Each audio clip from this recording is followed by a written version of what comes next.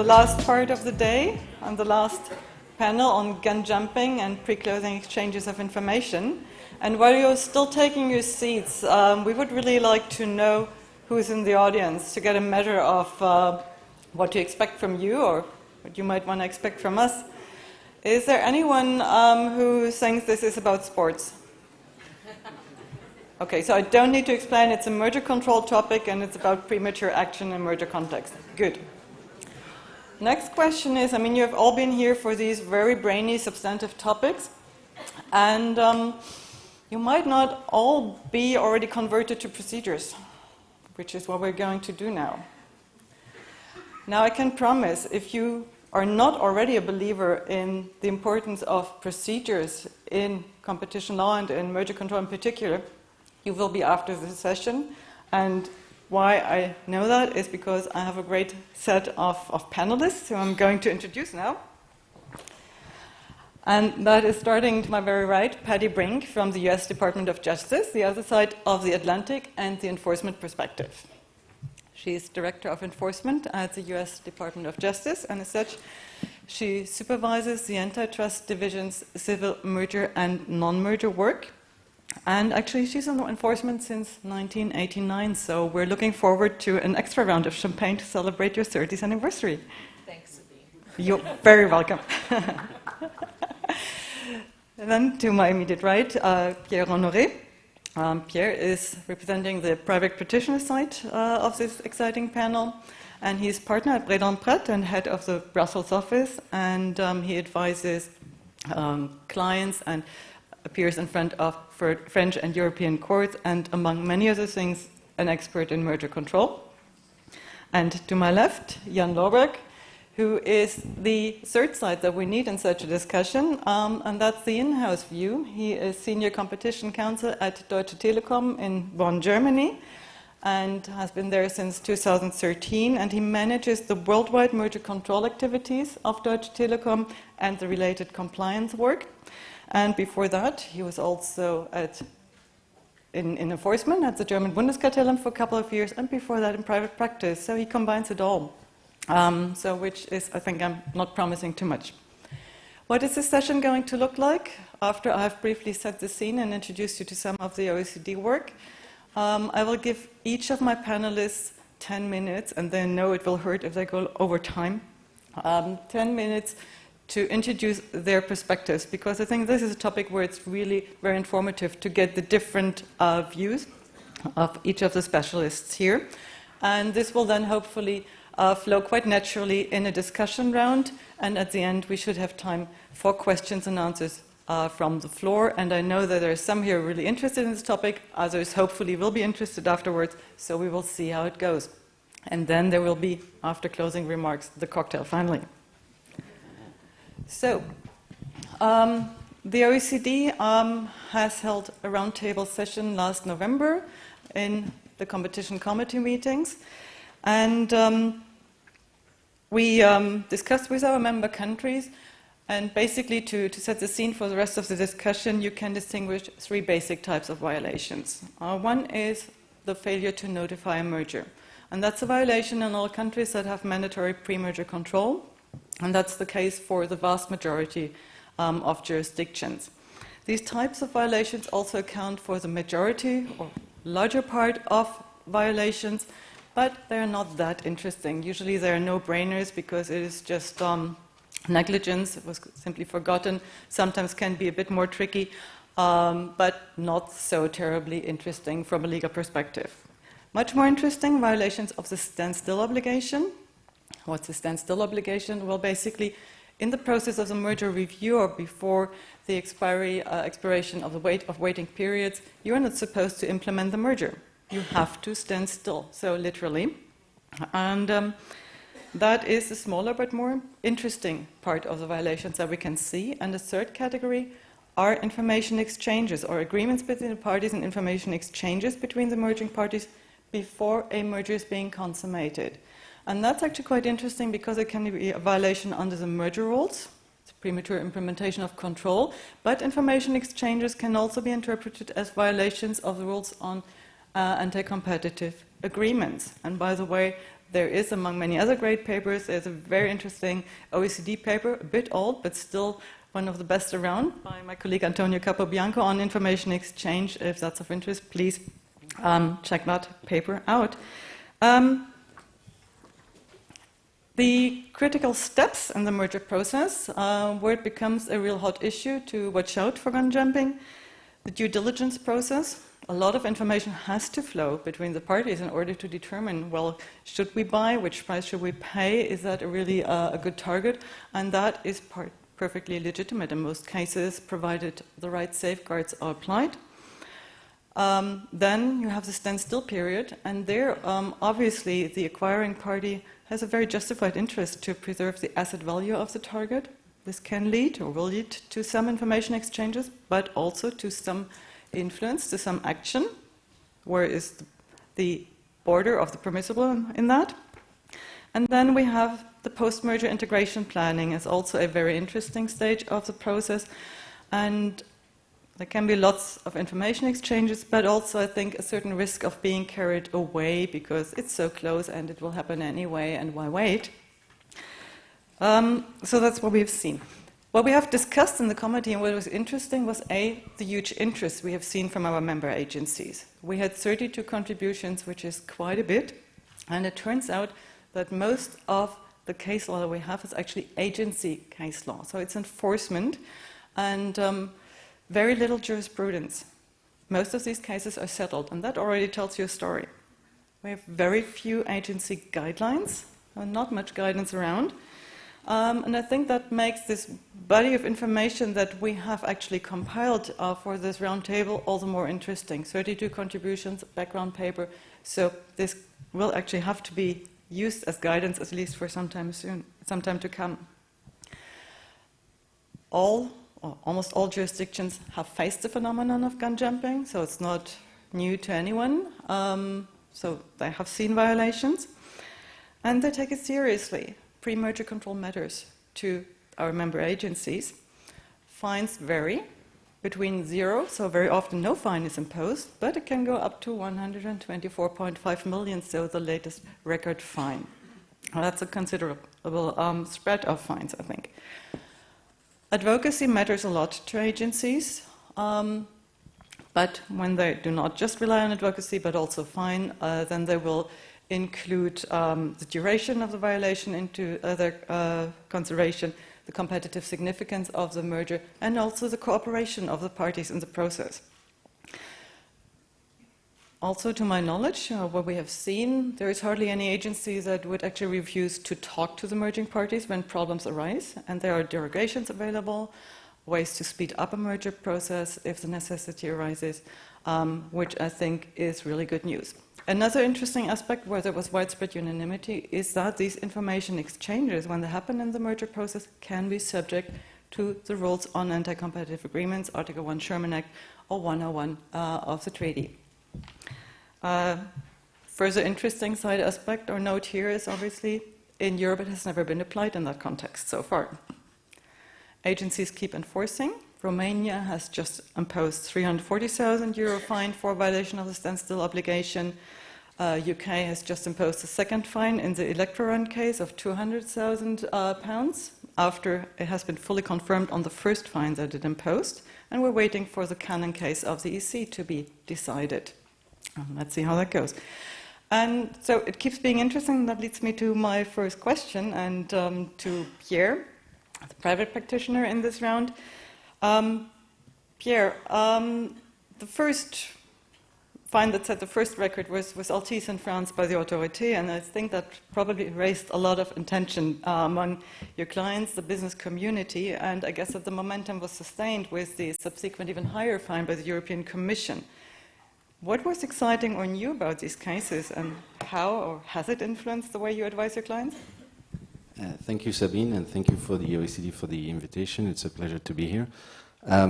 So, as you said, the Altis decisions were really when the things changed in terms of gun jumping. For many years, we've lived without any relevant precedent or guidance. In 2009, you had the Electrabel case, but this was more a straightforward case of failure to notify. Then you had the Marine Harvest case, but things really changed with these two Altis decisions. The first one, the French decision, in which the authority imposed an 80 million fine to Altis, and then the Commission imposed 124 million fines to Altis when it acquired PT Portugal. In both of these cases, the regulators, Altis did notify the transaction, but the regulators found that it started to implement the transaction before obtaining clearance. And it did so in three respects. First of all, the exchange of information was considered as too broad and too detailed, so that it constituted gun jumping. Secondly, the transaction documents granted Altis too broad powers of supervision over the target between signing and closing. And in addition to the provisions of the transactional documents, Altis did effectively take control of the targets by giving a number of instructions and by interfering in the target's commercial policy on a day-to-day basis. So these two decisions are relatively similar. In the interest of time, I'm going to focus on the European decision because they have many common features, so I think it's more relevant to talk about the most recent decision. So in the European decision, the main part is dedicated to the transaction documents and the way to manage the target between the signing of the transaction documents and closing. And here the Commission fully acknowledges that it's perfectly common and admissible for the acquirer to have some degree of oversight over the target in order to preserve the value of the acquired business. And however, the Commission clearly states that those provisions should be strictly limited to what is necessary to preserve the value of the target, which means that the acquirer should not interfere in the ordinary course of business of the target or into its commercial policy. And the question of whether the SPA or the Memorandum of Understanding or the transactional documents go beyond what is legitimate, the Commission clarifies that the legal test is whether the transactional documents give the acquirer the possibility to exercise decisive influence, which is the definition of concentration under European law. And in answering this question, interestingly, the Commission refers to notions which are similar and which we know under the consolidated jurisdictional notice when we have to assess whether a minority shareholder has veto rights which confer joint control on it, with a distinction between veto rights on budget, business plan, investment, and the appointment of management, which typically give a sort of co-control, and veto rights which are more related to the nature of the company, capital expenditure, and so on, which are more directed at protecting the interest of the minority shareholder. So when you look at the decision, you see that the Commission had three areas of concern when it looked at the transactional documents. The first area was the appointment of the management. The second one was the intervention by Altis in the pricing policy of PT Portugal, and the third one was the fact that Altis was able to influence PT Portugal when entering into a contract, terminating a contract, or changing the terms of a given contract. Looking at the appointment of management, the Commission again acknowledges that it's legitimate for the acquirer to have some degree of oversight over the management of the target. It says in particular that the acquirer should be able to ensure the retention of key employees, which are key to the value of the target, and to avoid any changes to the cost structure of the company. However, the provisions in this particular case were considered too broad by the Commission because basically Altis approval was required for any appointment of any director or officer, and for the change to any of the contract terms of these employees. So here again, the Commission makes a parallel with the notion of joint control under the consolidated jurisdictional notice, saying that under the consolidated jurisdictional notice, if the minority shareholder has the power to define the structure of the management of the company, it will have co-control. And here, in practice, Altis was given the ability to determine the structure of the top management of the target in advance of the clearance, which constituted gun jumping. The possibility, then it moves to the Commission assesses the possibility of Altis to interfere with the pricing policy of the target. And here, basically, there were two provisions. So Altis approval was required to make any change to the pricing policies and standard offer prices of the target with a limitation, except other than as reflected in the budget.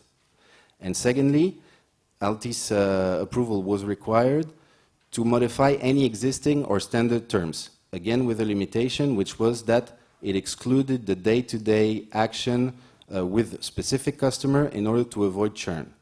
Now, the Commission says there is no definition of what the standard prices are. There's no definition of what the standard terms are. And in practice, it applied to the vast majority. It basically applied to any change that the target could have made to its pricing policy. And therefore, it was too broad. When it then assesses in detail the limitations that were put in the agreement. And it says that basically the reference to the budget is meaningless, because if you look at the budget which was annexed to the transactional document, you realize that the budget contained no definition of pricing policy and no meaningful limiting principle. Then when talking about the second limitation, which was excluding day-to-day actions to avoid churn, again, the Commission concludes that in practice it was only limited to a very limited number of customers, and therefore these limitations were not sufficient, which shows that when reviewing, for the antitrust lawyers, when reviewing the transactional documents, we can't just look at whether there is some limiting principles in the rights that are granted to the acquirer. You have to look in detail if they're indeed meaningful. And again, this is a kind of reasoning that is familiar. For instance, when you look at, when you want to assess whether there's joint control or sole control, you often look at whether there are veto rights over the business plan.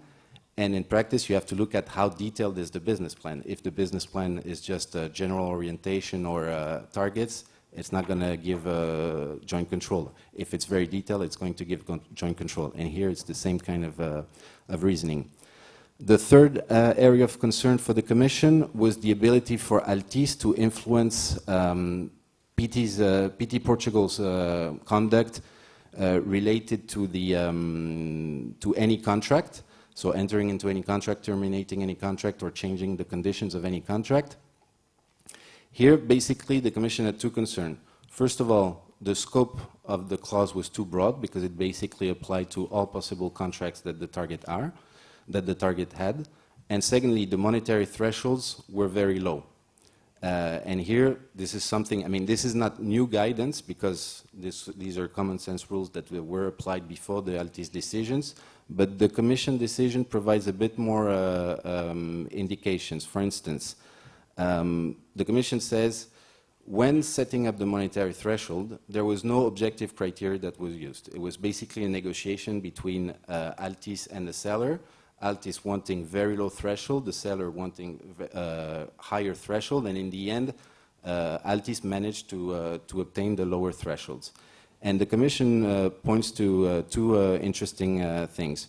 First of all, it notices that the thresholds, the monetary thresholds in the transactional documents are lower than the thresholds that were previously used, previous to the transaction, between PT Portugal and its shareholder, when reporting for some about entering into any contracts or terminating contracts.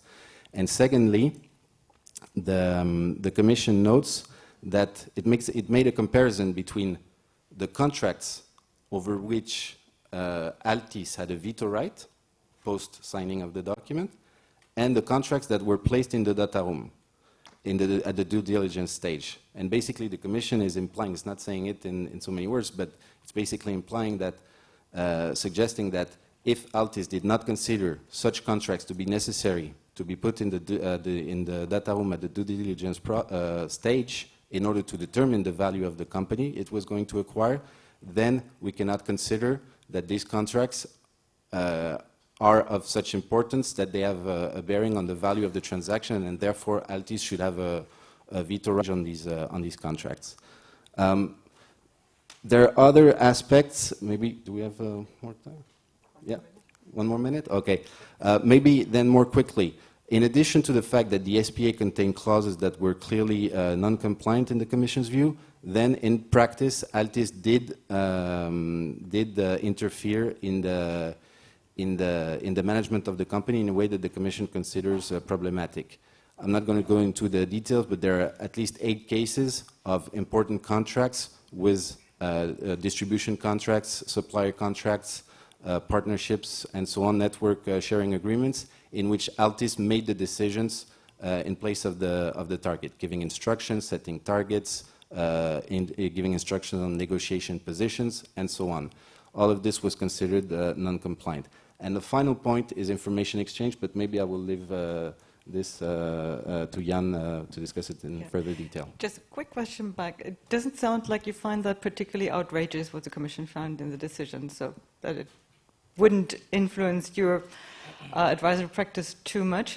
You have always been there. The practice or the Commission's assessment of the practice? Well, your practice changed because of the decision. Yeah. No, I mean, I think the two Altis cases were fairly uncommon.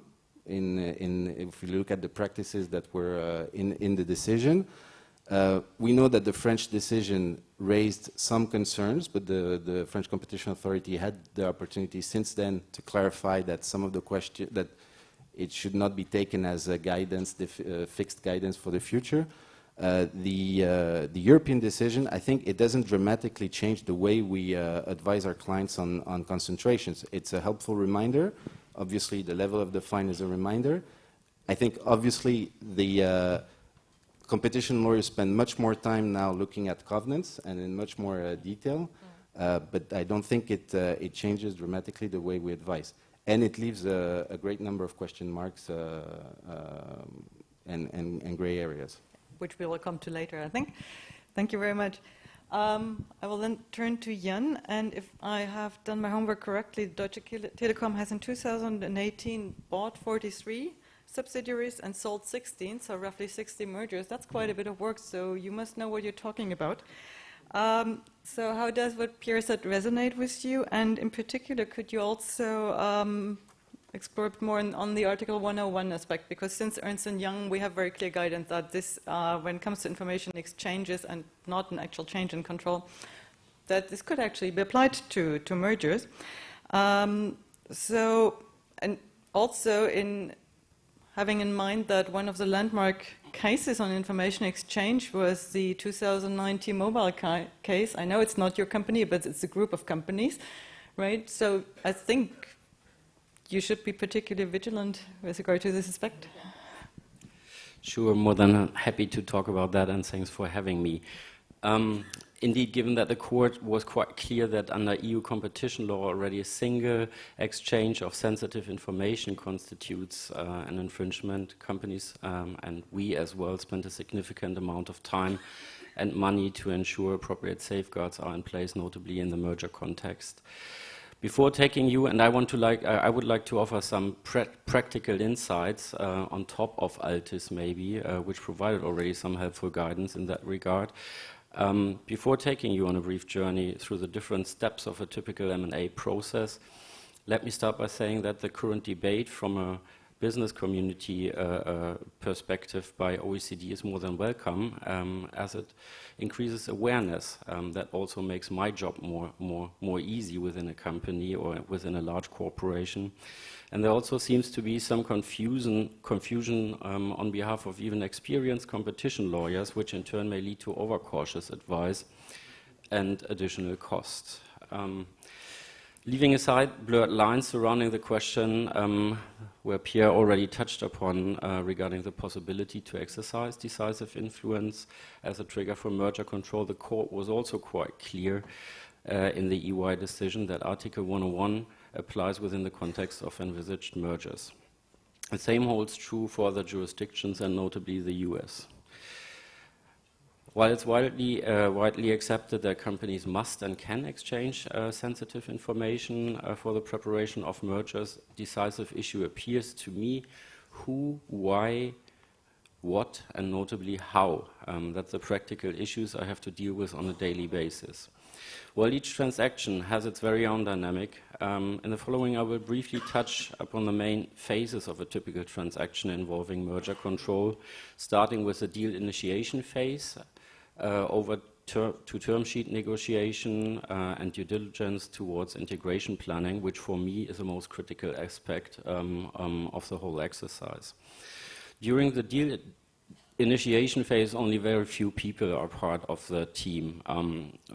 Who will be there? You have investment banks usually preparing the divestment of the business for the seller. You have an M&A team and probably some executives that are the deal sponsors. So it's a very narrow team inside the company. Information that is exchanged at that point in time is high-level financial information, usually in form of a sell-side presentation. Why am I mentioning that? The sell-side presentation often comes haunting us back in the merger process because they generally overstate the competitive strengths of the divested, to be divested company or to be acquired company as a maximum negotiation position. And you can have very interesting discussions with the case team later on that. The goal, obviously, to assess whether there's a strategic fit, whether there are financing possibilities, and whether there are any regulatory obstacles or red flags. I mean, that's a high-level screening.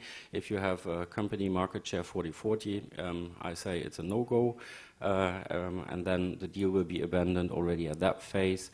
If there's no proper financing available, same applies.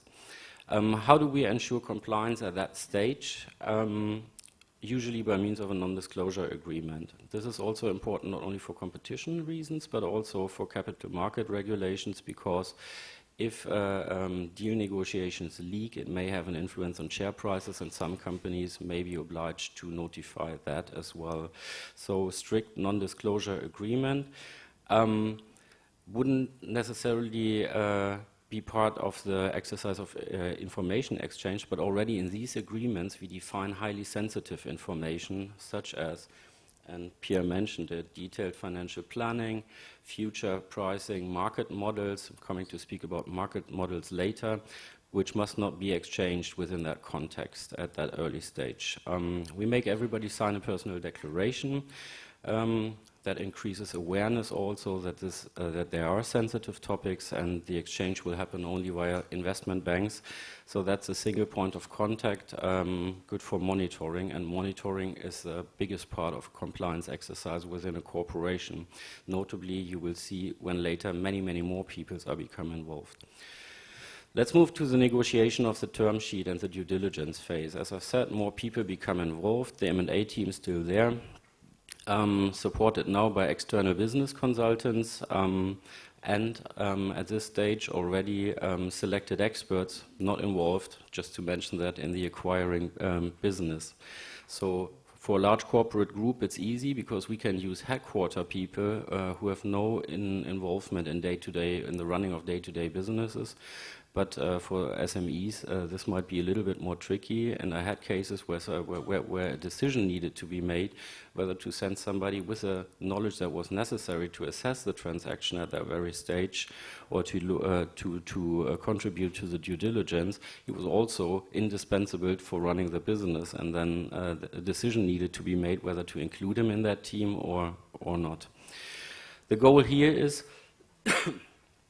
to agree on a valuation model, including synergies and growth potential, so also a legitimate goal to assess the purchase price, which generally multiple of EBITDA plus growth potential, based on available data and assumption. Here also a side note to the merger control process that will happen later on.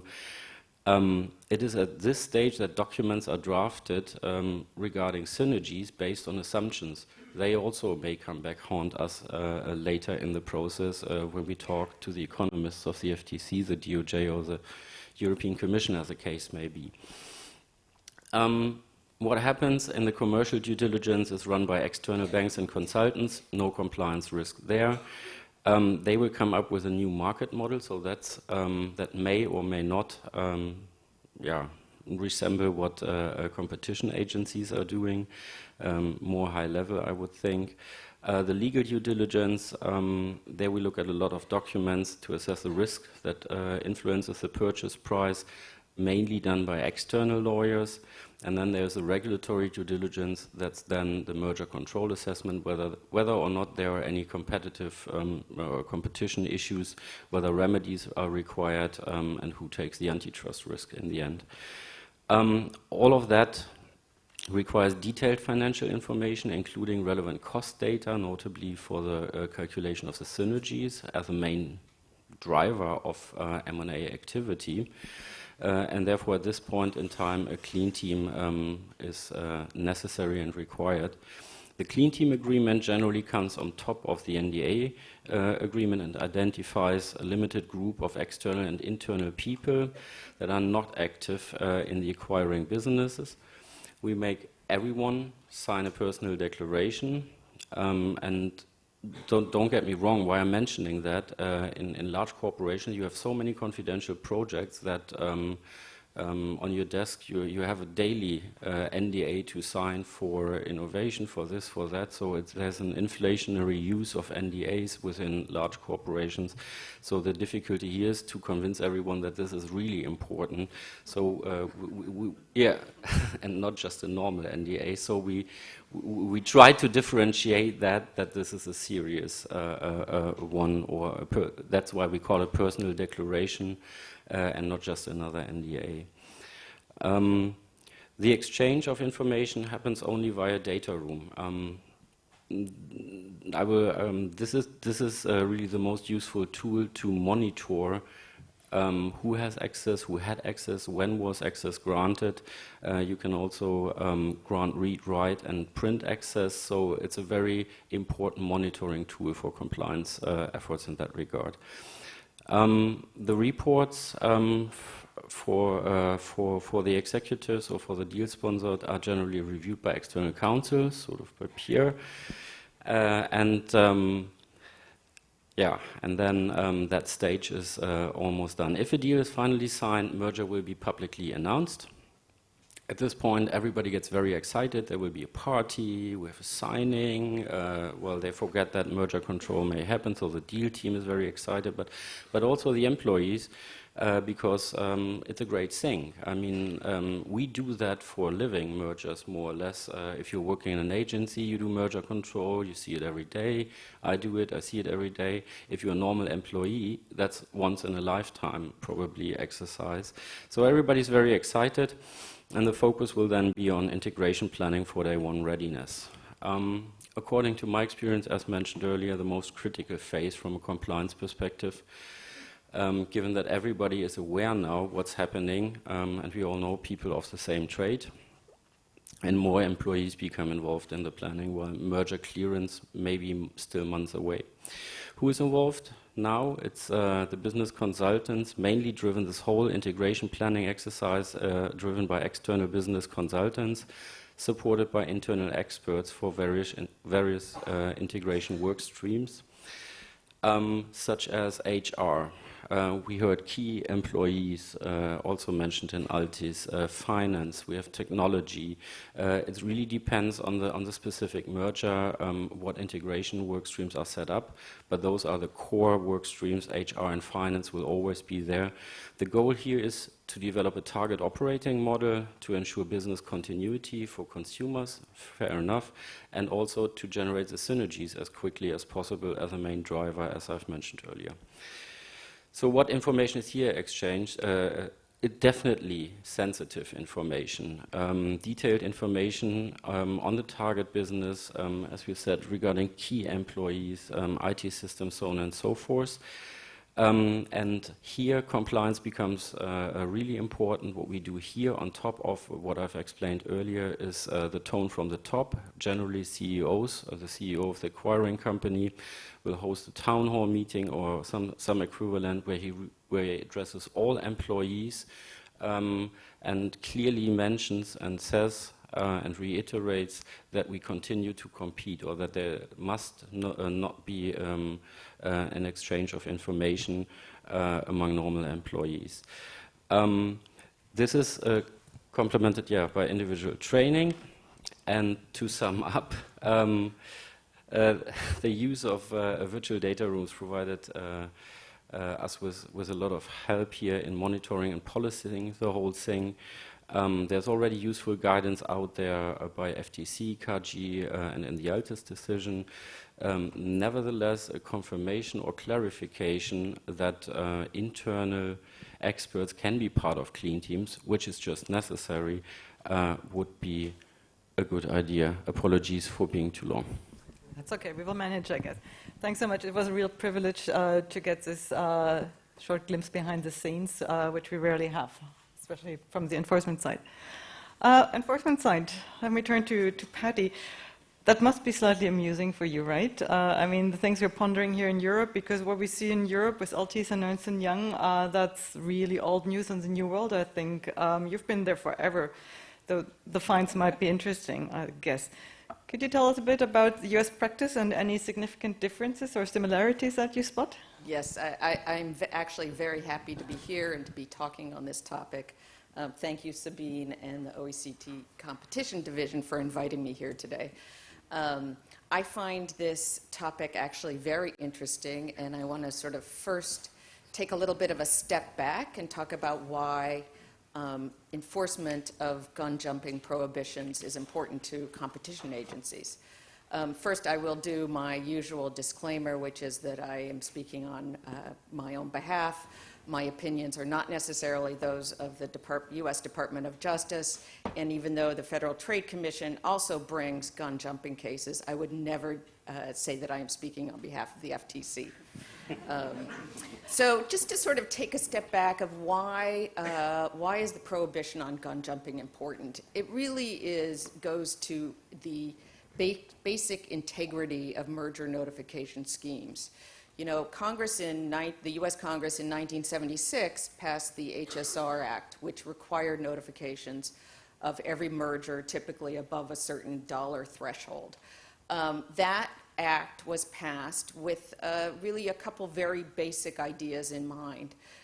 It was passed to make sure that the agencies had the opportunity to review mergers before they had been consummated, and therefore to be able to have remedies available to them that would not have been available had the companies been able to close the merger and be integrated before the merger review was completed.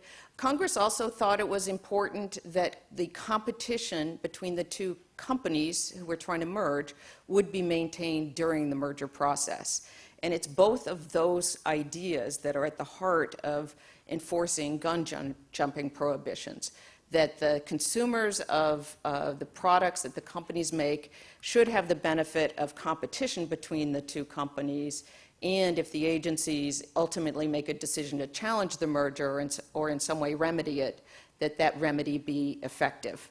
Of course, you have to look at the other side, as Jan and Pierre have talked about, and realize the tensions that this enforcement creates, which largely are that the acquirer seeks to maintain the value of the transaction it has bargained for, and at the same time, the acquirer also wants to try to do as much to plan for the integration of the two companies that will come as soon as they hopefully get cleared by the agencies who are investigating the merger. So it's the tension between those two goals that really are at the heart of gun jumping cases. In the US, and I think what Sabine was saying that I might be laughing, is that we have a long line of gun jumping cases in the US. I would say on average there's perhaps one, maybe two a year that are brought between the US Department of Justice and the Federal Trade Commission. Pierre talked about the standard being whether the acquirer was maintaining some kind of divisive influence over the target company. In the US, that's framed as whether the acquirer obtains beneficial control over the acquired company. that control typically looks like one of two situations. One is where there is control obtained over a physical set of assets. The other is control of management and business decision-making. An example of a case of the former, control of the physical assets, was a case we brought against Duke Energy when they agreed to acquire an electric power plant and immediately entered into a tolling agreement by which they controlled the output of that plant and set the prices for the output. That, of course, was gun jumping. We challenged it, and we got a $600,000 fine. Just a moment on the fines, which I think you will hear very dramatically from the U.S. and Europe, at least the European agencies. Our fines are set by the statutory process, and the current fines are $41,000 a day for each day of the violation for each party.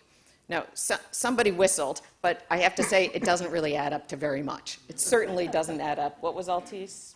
124. It would have to go on for a very long time to add up to that amount. Another example of perhaps going to taking beneficial control of management decision-making was a case we brought within the last couple years against Smithfield Farms. Smithfield Farms was seeking to acquire a company called Premium, and the main overlap that we were looking at was the procurement of hogs. And so immediately and within the merger agreement was written in Smithfield's ability to review certain types of contracts that Premium entered into. Premium then negotiated a number of hog procurement contracts and then submitted them to Smithfield before the waiting period was over, submitted them for approval, which gave Smithfield not just control over the management decision-making, but a nice set of competitively significant information, such as what are the number of hogs Premium was buying, their multi-year contracts, so what that looks like, at what price, and a lot of significant information that goes directly to the kind of information sharing that Jan was talking about, how they look out for during their process. There are any number of other cases, and I think we'll talk about one a little bit later, but I think one of the things just preparing for this that was really interesting to me was comparing the U.S. cases with these couple EC cases, and Sabine wanted me to talk about what I saw as sort of the main differences between the U.S. gun jumping cases and the EC ones. I think first of all is the extensive record we have in the U.S. of the agencies bringing these types of cases, and I think one of the reasons for that is that it is not important to us whether the companies are actually competitors. There does not need to be a competitive concern for there to be a gun jumping violation. There merely has to be an exercise of beneficial control. So it's akin to a per se violation. It's just that you have not followed the waiting period and you have taken control before the waiting period is up, which may, I think, others may discuss this, but I think that gives some indication of why there are more cases in the U.S. Obviously, our fines are smaller, which you might say, the fines obviously act as a deterrent, so perhaps there's less of a deterrent in payment of fines, but I think one of the things that does prove a significant deterrent in the United States is the way that we investigate gun jumping cases, which is largely that the team that uncovers a gun jumping issue during the merger review that they're working on will then incorporate that into the current investigation. And one of the main pieces of advice I've often heard private practitioners say at these types of conferences is the reason why you really want to be careful about gun jumping is that it can derail your merger investigation and it can delay it. And that is a significant deterrent, as I'm sure all of you are aware. But I think the level of the fine doesn't really go to the significance of that type of a deterrent in terms of the effect on the merger investigation.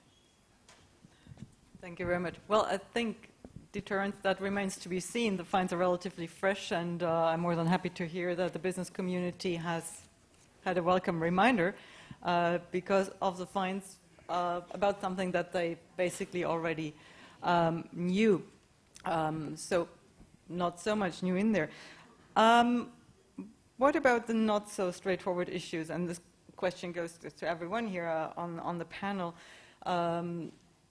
Something that is discussed, and that is certainly a tricky issue, unilateral decisions during the merger process. So what are your thoughts on actions that are being undertaken unilaterally and that would not have been undertaken absent the merger? So the abortion of projects, changes in plans of R&D, plant closures, or termination of leases or memberships, something like this. Any views?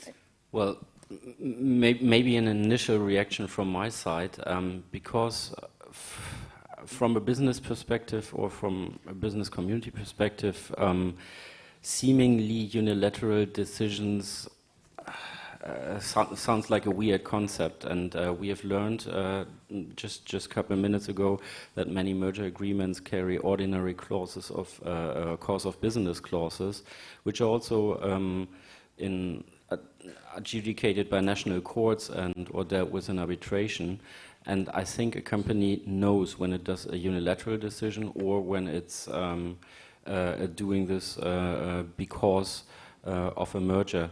I think this ordinary course of business provides some good guidance for us at least, and maybe you have some more insights on that or specific examples. Yeah, I think we had a couple situations that I think illustrate this question of a unilateral decision. One, and I'll start with sort of the easier case, was a merger that we reviewed, Verso New Page, a couple years ago. And those two companies are paper companies.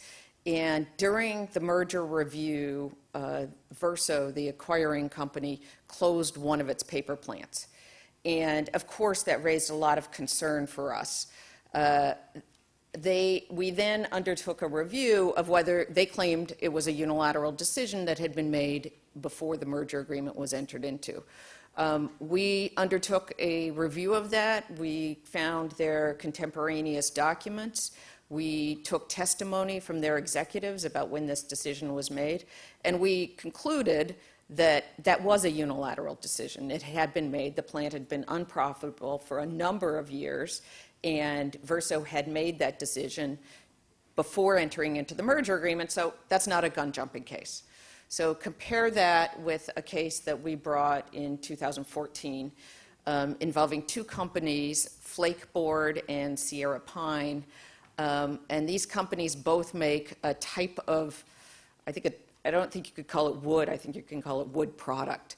It's called particle board, and I think it's a key ingredient to a lot of furniture made by the Swedish furniture manufacturer. I know I've certainly bought a lot of those pieces. So Flakeboard was buying 3 particle board mills from Sierra Pine. And in the merger agreement, they required that Sierra Pine close one of those plants before Flakeboard finalized the merger. And in the merger agreement, they'd written it in such a way that looked okay, because what they had written was that they would close the plant after the HSR period had run, which is fine, okay, because they were going to wait for the clearance and then go ahead and close the plant. And Flakeboard, who was buying the company, didn't want to start out their new acquisition with the first thing they did was close, be the unpopular company who closes a plant. So they just wanted the other company to close it before they bought it. And that's all fine until they ran into some trouble with some labor laws that required them to give notice to employees after, a certain number of days after a decision had been made to close a plant. So the lawyers hadn't quite, they hadn't consulted all the appropriate experts, and they then just, had a lot of internal discussions and internal emails about what do we do, how do we comply with the labor law and not close before the HSR. And they made the decision to go ahead and close the plant before the HSR process was concluded. They also then tried to figure out how to get the customers from that closed plant to move their business over to the acquiring company's local plant. Okay, so they worked very hard. They delayed the announcement of the closure until they got their ducks in a row about how to move the customers. They had the two sales teams between the two plants, the closing plant and the neighboring plant, share a lot of competitively significant information and very specific about customers and their demands. They used employment assurances for the plant that was closing, that the employees were going to get to move to the new plant, so that then they would be inclined to send the business to the new plant. And at the end of the day, they closed the plant, and about 50 to 60% of the business from that one plant moved to the acquiring company's plant. All of this was clearly a gun jumping violation. It also was, and we brought a case against them. We brought the penalties, our daily penalties. We also got disgorgement of the profits that the acquiring company had gotten by the customers who moved over. And we also charged them, and this was sort of the discussion that we've been having about, it's a violation of the pre-merger notification statute, but it may also be a violation of, for us, Section 1, and for the EC Article 101 of agreements between competitors that restrict competition. So in this case, it was a violation of the HSR Act. We also claimed that it was an output restriction between two competitors, and that it was a customer allocation between two competitors. So and so for me, I find it very interesting to think of sort of like, you can have unilateral decisions like the Verso case, but at the same time, you have to be very careful to make sure those are actually unilateral and not made in connection with your competitor. And in any case, don't make it that easy for the agency to prove that it's actually an agreement, right? So that certainly stands in the way of unilateral decision. Another interesting issue, possibly a future one in Europe, information exchange. Again, back to that. So it's, I think, pretty clear and unanimous that this can actually be a violation of 101 when it's happening between competitors. What about information exchanges in the merger process when it's not competitors that are merging? Do we have a similar issue? Interesting question. I think what Patty just mentioned, why do we have gun jumping rules and prevention of information exchange? It's particularly to protect the protection of the merger control process as such. Looking at 101, here the question may become really tricky if you do not sort of have the safeguarding of the merger process under the merger control rules, but really look whether or not there is an infringement of, a lessening of competition by means of the information exchange in a vertical scenario. Here you would really have to do a full-blown analysis whether or not, for example, in platform market or in conglomerate settings, whether the information that has been exchanged would be detrimental to competition. And then the interesting question, and I don't have an answer to this, is how would you apply then in that setting 101.3? So whether there are maybe possible benefits to competition, say earlier implementation, synergies, or other things that would then have to weight against that. So it's a very interesting question, but given that we had no single case on this based on 101, I think the question on how to deal with that in a vertical scenario is, for the time being, a rather theoretical one. Yeah. One interesting aspect with respect to information exchange is the recent ruling by the ECJ in Ernst & Young, because basically in this decision, the Commission was arguing for a broad interpretation of the gun jumping violation, and in the end the ECJ decided that we should have a strict interpretation, meaning that only those actions that contribute to a change of control constitute gun jumping. Therefore, basically the scope of Article 7 is strictly related to the scope of Article 3, which defines concentrations. On this basis, you could think that an information exchange at an early stage, due diligence stage, or even afterwards, does not in and of itself contribute to a change of control. Therefore, if it's outside the scope of the Article 7, Article 101 still applies. But then if you have an information exchange between an investment fund who is acquiring a company, there's probably no problem with the information exchange under Article 101. But yet, I'm sure that most competition authorities would still be looking at the way the information has been exchanged between the investment fund and the target. So I guess in that case you would have more leeway than if these were two competitors, but still, yeah, you'd have to be careful. Coming to the last questions before you have a chance to ask questions and then to raise any comments you may have. One was, and we were already starting to discuss this, so that was actually an issue. We have seen that there's very little actual agency guidance in terms of guidelines around. Question is, do we really need and want more? And think twice about it. And also maybe to prioritize, where are the costs of insecurity that you feel is still out there in the gray areas are highest? So what should we focus on when it comes to potential additional guidance? Well, I've mentioned it earlier, the two areas where I would see from a daily practice and also from a business perspective where further guidance would be appreciated is first of all the setup of clean teams, a clear confirmation that internal experts can be part of a clean team subject to precautionary measures, as I've explained. That is not and that should be harmonized across jurisdictions. That's very important, so that all agree on that.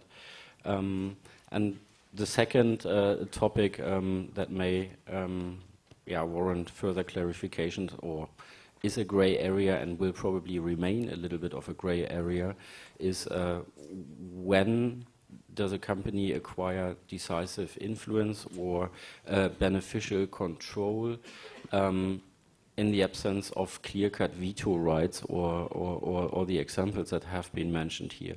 So there can be situations where a company has various contracts, provides an important input. There's a loan agreement is mentioned. The jurisdictional notice in Europe provides some guidance there.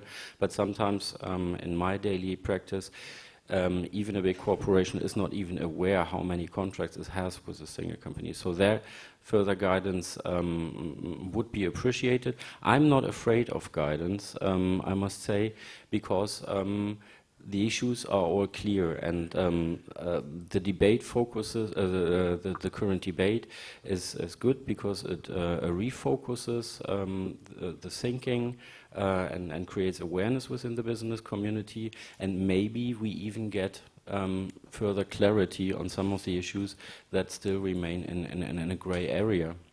Well, I'm asking because I kind of think that it can actually be more harmful than beneficial in some cases if the agencies think they have a very clear view, but especially in this area, everything seems to me to be highly case-specific. So some general guidance could actually limit your room of maneuver and make it harder. And I understand you said before that the French authority kind of backpedaled a little bit after its decision in its communication with the legal community? Yes, in the French Altis decision, there were some statements that raised some concerns, including a statement whereby clean teams should not include the representatives of the companies. And this, of course, is the statement that caused most concerns. But afterwards, there were clarifications given by the authority that they should not be taken as such, and that this does not constitute guidance. And indeed, I think whether guidance is desirable depends on if there are gray areas, and there certainly are, and whether the authority has the possibility to provide useful guidance, because the risk is if it's just too broad guidance, it will just address the main principles and the obvious cases. And if it's too detailed, that might be too rigid and actually impose more constraints on companies when they want to negotiate their mergers. But I think, I mean, if you look at the gray areas, if you look at information exchange, we obviously already have guidance because of the case law on information exchange and the guidelines on cooperation agreements. But we don't have guidelines on information exchanges between conglomerate mergers, vertical mergers, and so on. If you look at the management of the company, as I said earlier, we have some guidance in the consolidated jurisdictional notice on the notion of co-control. However, the big question mark is on how to set the monetary thresholds. For me, the area where you have most questions is integration planning, because you have dozens and dozens of questions. It really depends on the profile of the companies. It depends on the stage of the merger process where you actually are. And there, the only guidance that you have is, in terms of law, is the ECJ ruling, you know, anything that contributes to a change of control. So you still have to apply a sort of common sense approach and progressive approach and be less conservative in your advice as you get closer to the closing date. Patty, what's your view on guidance? Do we already have something out there, or do we need to provide more? Well, I think I can just say for the U.S., I think there's a lot of guidance in the sense that the guidance comes from the cases. And typically, particularly if we're alleging a Section 1 agreement between competitors, when we file a settlement, we have to file something called a competitive impact statement. And that document is largely meant to provide information about the case that we brought and the remedies that we got under and why we got those remedies.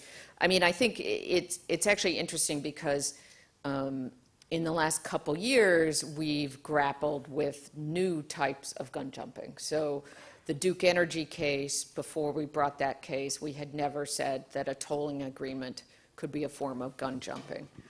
Before we brought the Smithfield case, there had been gun jumping cases based on the acquirer taking control of the target's contract selling their product, but there hadn't yet been where the acquiring company took control of the target's purchases.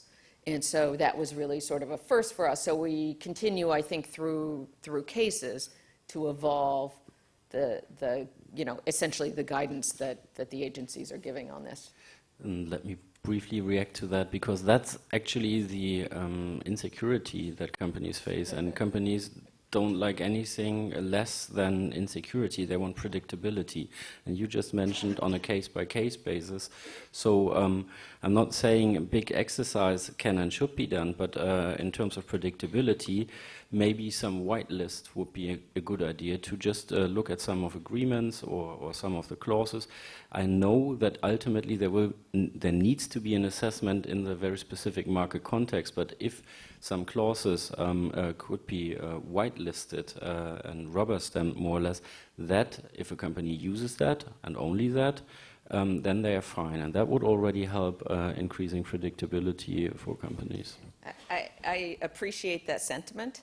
On the other hand, I think anyone who was looking at a toll, while we were bringing a case against a mechanism we had not brought before, but at the same time, if you looked at a tolling agreement and decided it gave you control over output and pricing, you might say that was predictable, that was a problem.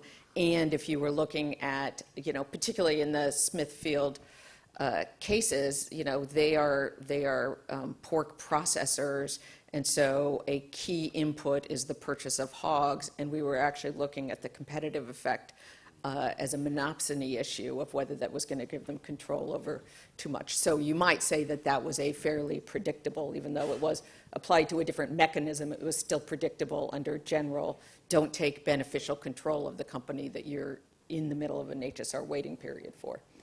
So. I think it's a tie here. My last question, quick round of answers before we hand over. It's a very OECD-ish thing to provide advice to younger agencies and regimes, and also, of course, in merger control. And here my question to you would be, what should be our approach when we're advising young agencies when it comes to gun jumping? Should they actually pursue an aggressive and rigorous enforcement approach, or should they stick to advocacy and a slap on the wrist in a certain grace period?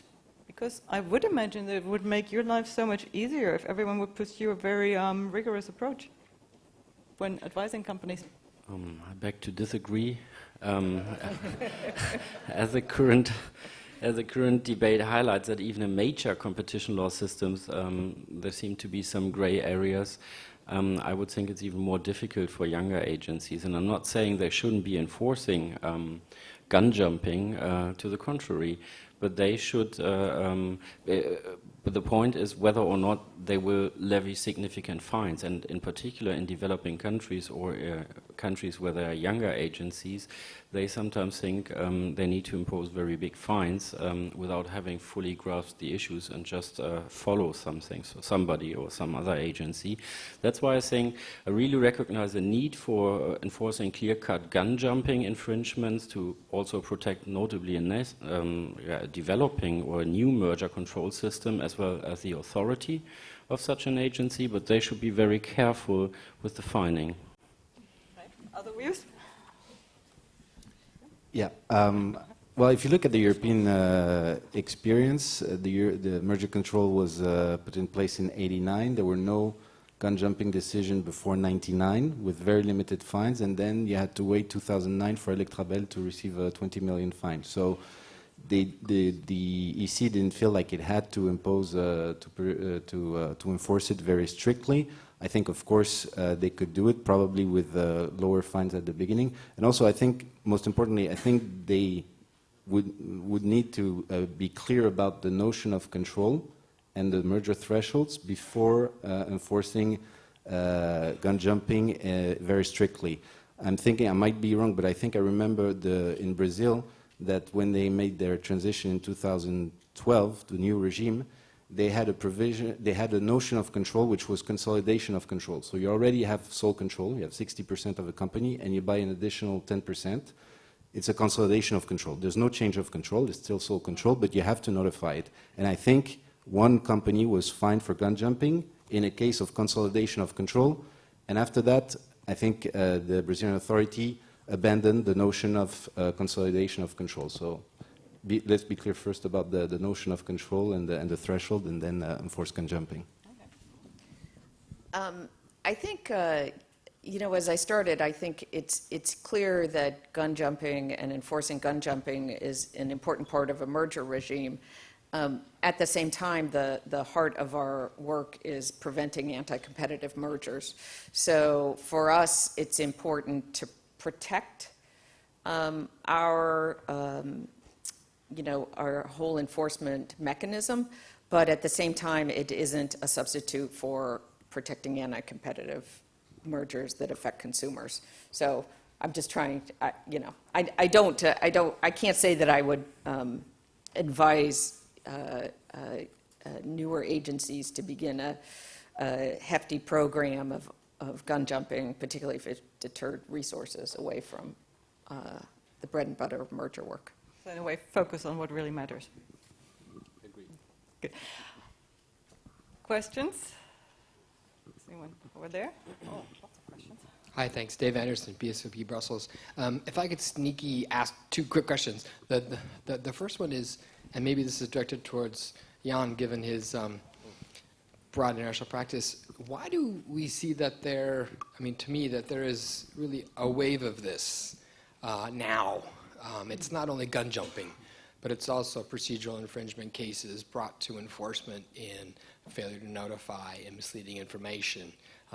In my 20 years, this is really unprecedented in terms of the wave that we've had. I'm just interested, is there something going on internationally? Is there some kind of feeling amongst agencies as to what's going on, or is it just, just the luck of the system?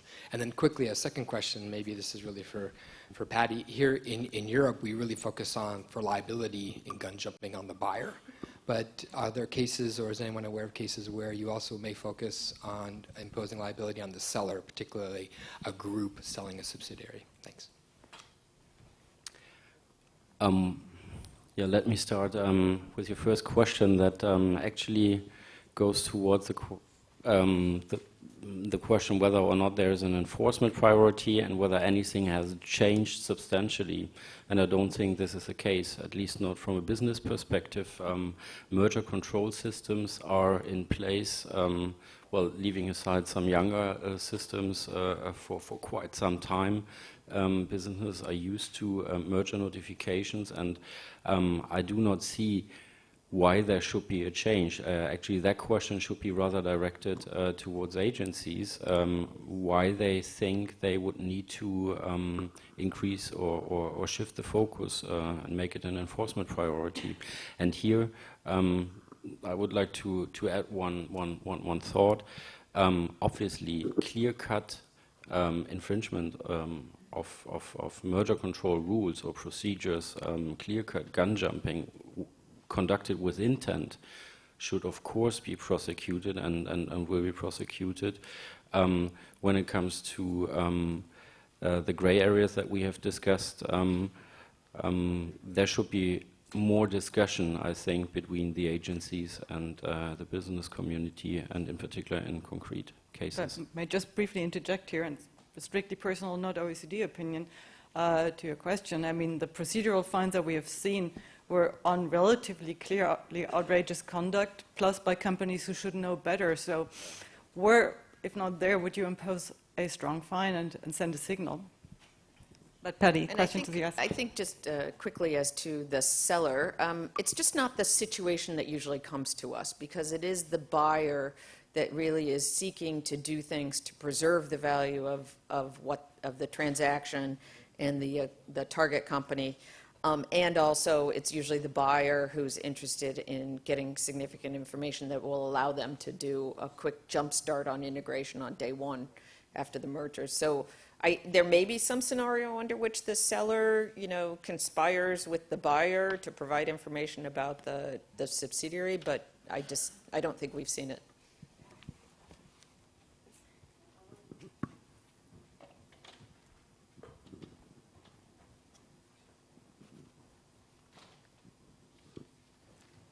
Alexander Doheimann for the Young Ambassadors of the Paris region. First of all, I would like to thank the OECD for such a high-level competition panels. Most of us probably agree that Europe needs global companies that can compete with American and Chinese giants.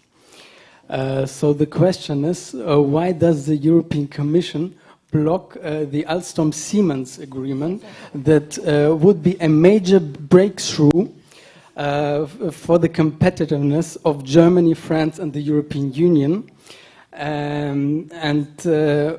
If it's because of the rules, of outdated rules, why don't we adopt a new regulation that,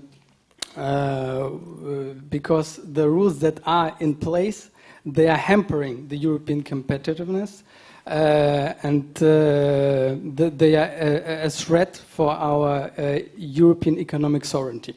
Thank you. Thank you for the question, and I will stop that right here because it's clearly not gun jumping related. Are you joining us for the cocktail? Yes. I think then we can have a very interesting discussion on that later. One last question. Yes, you were first, I think.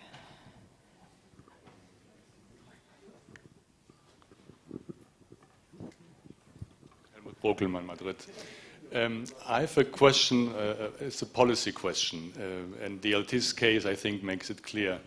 that was a case where the Commission was fully aware of the concentration. There were even contacts before the SPA was signed. In such a situation, does it make sense to impose a fine for not notifying, which is a separate fine from the fine for implementing? So in the Altis case, it was not one fine which was imposed for 124 million, but it were two fines, 62 million for not notifying and another 62 million for implementing before clearance. I mean, from a policy perspective, and I think I see the difference there in the US system, does it make sense to impose two fines? I mean, also in marine harvest, this was then discussed and will be discussed also in this appeal, whether this is non bis in idem or forced concurrence and so on. But I mean, from a policy perspective, does it make sense? Thank you. Should I go? All right. From a policy perspective, honestly I wouldn't know. You would need to ask to a Commission official. So you're saying that in the Altis decision, they were fined both for failure to notify and for implementing the transaction. Yeah, because it's an obligation to notify prior to implementing. I think in the end, it's the same. It's the two facets of the same coin, which was not the case under the old merger regulation, where you had a period of I don't know how many weeks 3 weeks to notify. I think it comes from that time.